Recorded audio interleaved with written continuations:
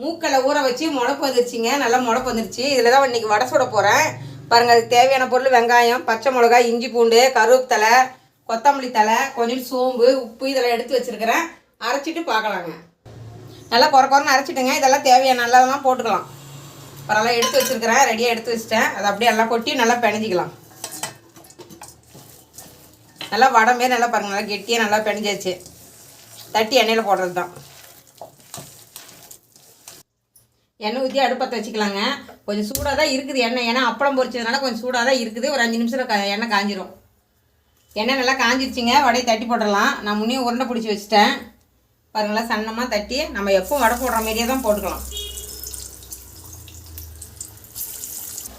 பாருங்கள், நல்லா வெந்துருச்சு. நல்லா செவக்க வெந்துருச்சு.